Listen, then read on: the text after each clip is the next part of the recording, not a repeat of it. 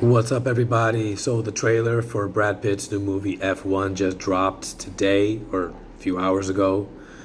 It's directed by Joseph Kosinski. It's also starring Javier Bardem, and it looks awesome.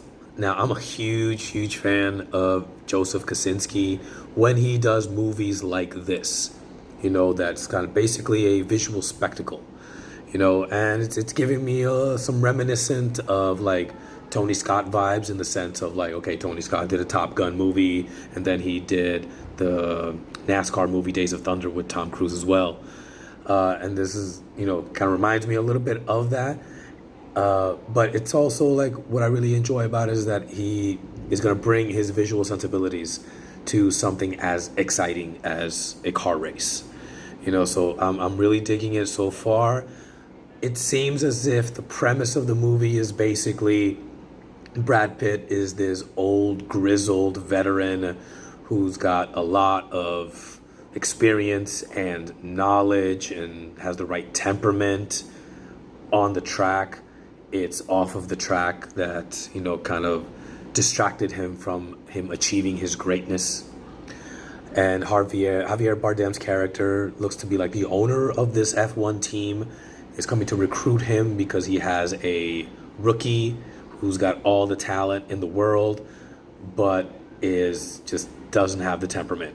He's a little too hot-headed, maybe a little too immature, a little too naive.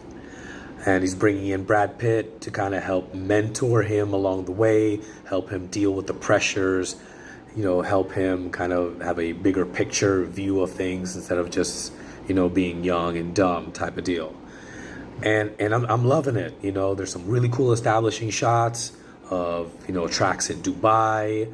There's just the really just beautiful visuals. That's like the only movie that Joseph Kosinski has made. He hasn't made that many. But the one movie he made that I started watching and I'm like, this is just not his wheelhouse. This is not what he does best. Was that movie Spiderwebs with Miles Teller and Chris Hemsworth.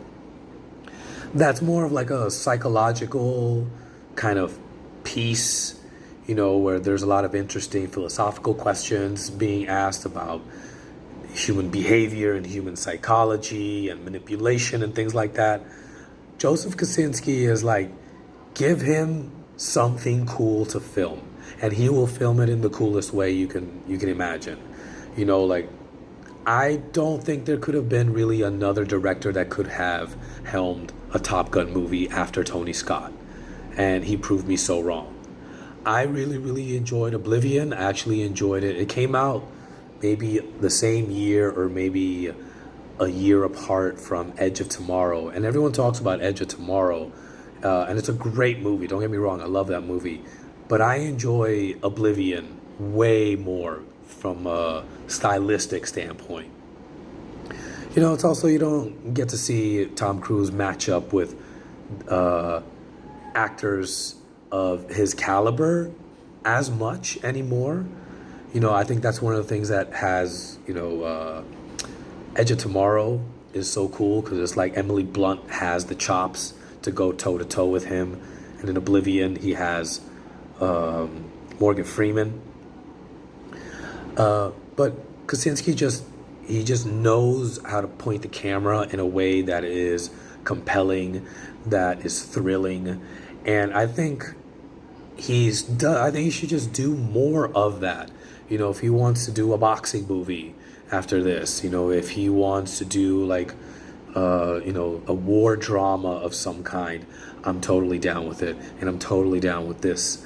Now, having said that, depending on how big of a film buff you are, it is basically a carbon copy of Sylvester Stallone's movie Driven, which came out in the early 2000s. It was not that good of a movie. It was the exact same premise.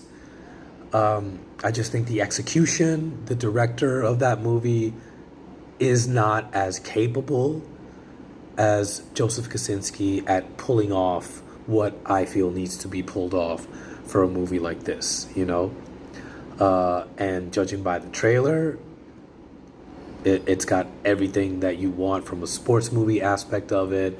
You know, it's got some really funny moments, even in the trailers. You can kind of see maybe how it all unfolds. But I look forward to, paying for my ticket and sitting down in the movie theater and enjoying.